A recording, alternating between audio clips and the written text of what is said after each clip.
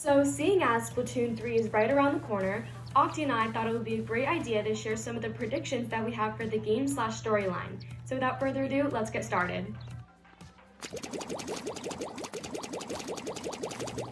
Alright, starting off with number 1, Mr. Grizz is going to be the bad guy in Splatoon 3.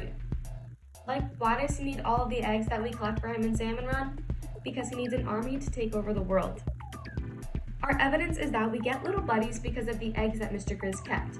Like, they hatched and now we have our little pets. We are training them to know that Mr. Grizz is good and that they should trust us even in bad situations like a war. We know that Mr. Grizz is going to start some sort of war because in the Splatoon 3 Nintendo Direct, Salmon Run is taking place in Splatsville. This is another reason why Salmon Run is still in Splatoon 3. A lot of people were wondering about this since we have little buddies as pets, but I think it's because Mr. Grizz needs more eggs to build up a bigger army for his war.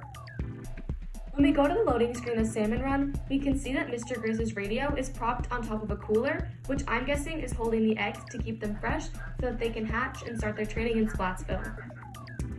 Another reason is that when you start Salmon Run for the very first time, it says that it's a sketchy job, and it is. He's literally paying young children to go into dangerous territory, kill the grown creatures like the chum, quahawks, boss salmonids, etc., and steal their babies. I don't know about you, but that seems pretty evil to me. And also, why is he the only mammal in the game? And I know you're probably saying like, oh, little judder mammals. Yeah, but the scientists made it so that his pet cat and a cat clone could survive, not a bear. Also, Mr. Grizz doesn't actually show himself. He is just talking to his employees through a radio. Seems like another red flag to me. I think he is just paying us for the work to get all of the inklings and octlings on his side so that when the time comes to take over the world, he doesn't look like the bad guy and we will all be on his side of the war.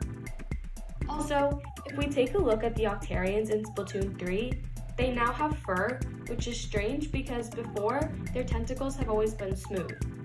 We know bears have fur. Mr. Grizz is a bear. Seems a little sketchy to me, but I mean, prove me wrong, Mr. Grizz is the bad guy. Still love Salmon Run though. Our next theory is that Shiver is controlling towards Frye and is using her for fame. Now, I don't know why, but I just get the vibe that Frye is naive and that Shiver made Frye think that she needed her to be successful and that Shiver could make her big or something. If that is the case, then I think later on, Frye is gonna realize that people like her more for who she is and that she doesn't need Shiver to be big. She will then probably proceed to split from Deep Cut. And that's gonna be sad, but I am here for Frye's solo career. Our evidence for this is that Shiver is wearing all purple and that Frye is wearing mostly yellow with a bit of purple. Now I know that sounds really picky and weird, but trust me, it does make sense. This is because Shiver convinced Frye that she is nothing without her and almost feels the need to brand her or something by forcing her style on Frye. This would make sense knowing that Shiver is manipulating Frye. By the way, this is more of a theory than a prediction, and I don't think any of it is actually going to end up being true, because Nintendo wouldn't do that to their idols. It would be a pretty cool storyline though, because Frye is my favorite, and it would be great to see her thrive. And the final theory for this video is that Shiver grew up really poor. But before I begin, Octee actually has an extremely contradicting part to this theory on her channel, along with a couple of other predictions, so definitely make sure to go check her out too. I'll leave her channel link in the description.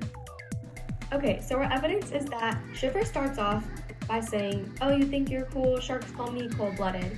And that's the first time we see her ever. So that's kind of weird for that to be like her first impression to people. But there's some reasoning that I have for why she introduced herself that way. She has grown up really poor and having to fend for herself her entire life and didn't have much good or any interaction with her kind, so her immediate reaction is to put her guard up and be like the tough guy, even though she's traumatized and very weak and like hurt on the inside.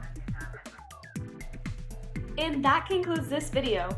Like I said, make sure to go check out Octee's channel for the other part of our Splatoon 3 predictions video. I hope you guys enjoyed and we'll see you in Splatsville.